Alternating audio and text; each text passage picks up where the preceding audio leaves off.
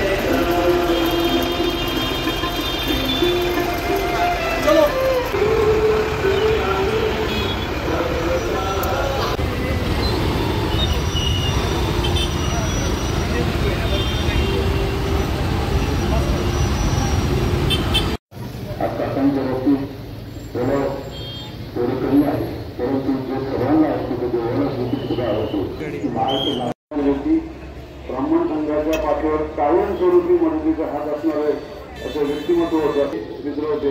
तुम्ही सर्व ब्राह्मण नगर शहरातमध्ये नगर जिल्ह्याच्या प्रत्येक माणसाच्या मनावर अधिराज्य केलं असे काका आज आपल्याला सोडून गेले।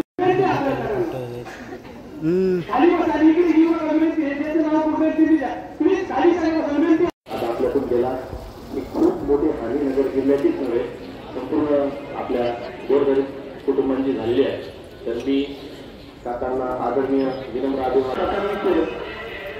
एक महिन्यापूर्वी गेलेलो आहे त्या ठिकाणी सर्विस कातळी मंडळी अनेक वेळा काकांना बरोबर काहीच करत नाही। मी काकांच्या झाल्यामुळे संपूर्ण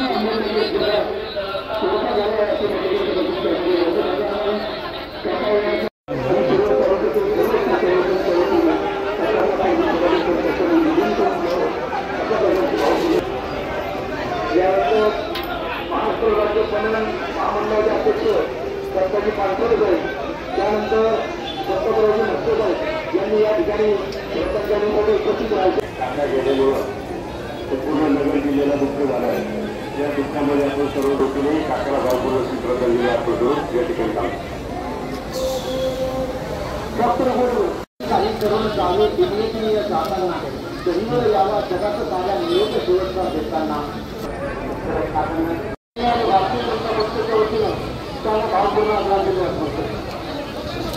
कारण विनंती आहे की दिल्लीच्या जागे बाबा कर्म दुर्गोपीकडे विनंती आहे आम्हाला मला जिथे अंतिम दिवशी ठिकाणी ना आपण बाहेर घातली सगळं बाहेर यावं पटकन कारण विनंती आहे कारण की आमची यात्रा आतमध्ये आलेली आहे तर त्यांना येण्यासाठी जायला लागेल ना आणि विद्यार्थी विनंती काढून खाली वाटली तुम्ही जर खाली बसलेली इकडे लोक तर मग ती लोक खाली समोर तुम्ही आपण इकडे समोर खाली बसली विनंती आहे।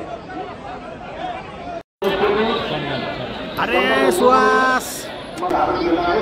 त्यांना माझ्या मराठा महासंघाच्या वतीनं मी काकांना भावपूर्ण असे आदरांजली वाहतो. रामकृष्ण मेडिकल फाउंडेशन काका रामकृष्ण परिवाराचे सदस्य होते. या सर्व संस्थेच्या वतीने काकांना भावपूर्ण श्रद्धांजली. वाचकीय शब्द जाईल.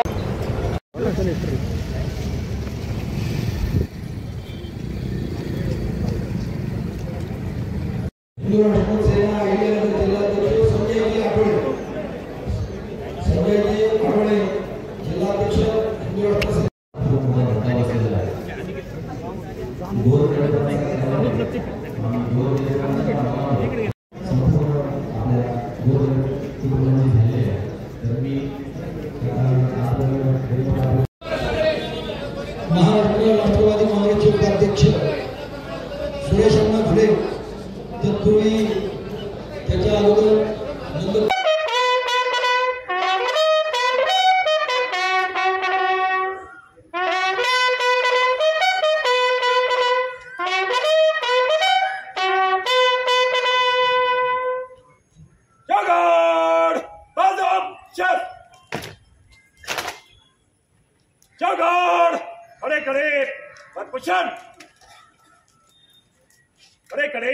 एक स्लाट फर पेश कर फर फिर फर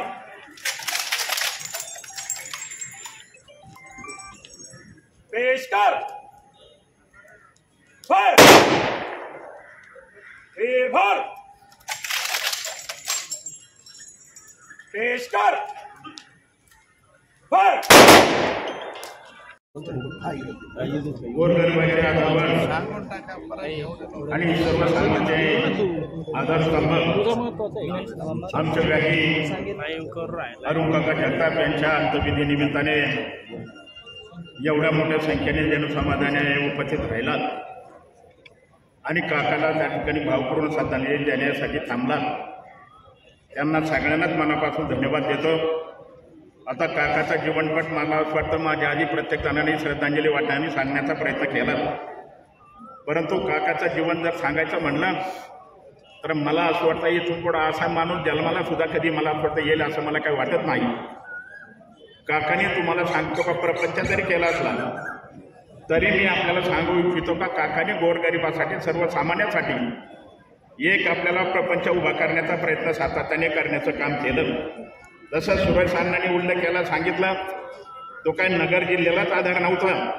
इकडं बीड असन, संभाजीनगर असन, पुणा असन, या ज्या भागातून तुम्हाला सांगतो का सर्वसामान्य व्यक्ती जर आला तर आम्ही जरी कदाचित आमदार जरी असलो, संग्रामजी जरी आमदार असले तर आमच्याकडे कधी येत नव्हते, परंतु काकाकडेच नेहमी प्रश्न आणि अडचणी सांगण्याचा प्रयत्न करण्याचं काम करत होते.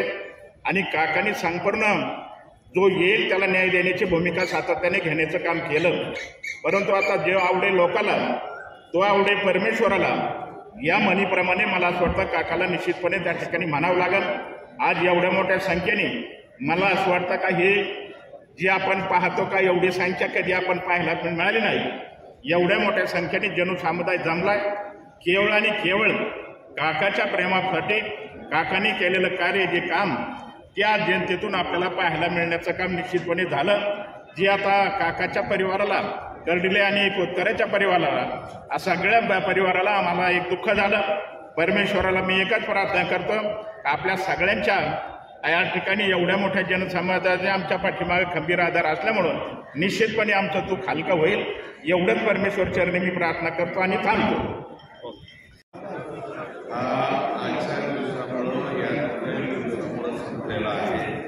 आमच्यासारखे खेड्यापाड्यातून येणाऱ्या माणसाचं दुःख ऐकणारं सगळ्यात मोठं विद्यापीठ म्हणजे अरुण काका होते.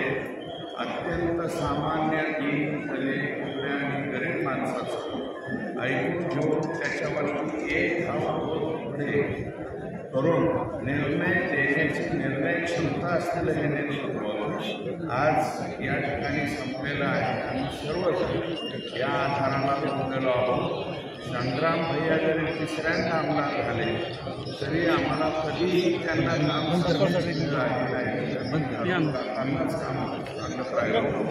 निश्चितपणे भविष्यात आता संग्राम भैयांना आणि सचिन भैया यांना सुद्धा काम सांगू. हे जे दुःख नगरकरांना नव्हे आम्हा सर्वांना या ठिकाणी झालेलं आहे, यातून दुःखातून सावरण्याची मच्छिंद्रनाथाच्या चरणी मी प्रार्थना करतो की या दुःखातून जगताप कुटुंबे आणि सर्व आपतेष्ट आणि त्यांचं पूर्ण शहर कुटुंब याला सावरण्याची शक्ती देऊ. आणि देवाला विनंती करतो, हे देवा जर स्वर्ग असेल या जगामध्ये तर त्या स्वर्गामध्ये एखाद्या चांगल्या कोपऱ्यामध्ये आमच्या काकांना जागा द्यावी एवढीच विनम्र प्रार्थना करतो आणि या ठिकाणी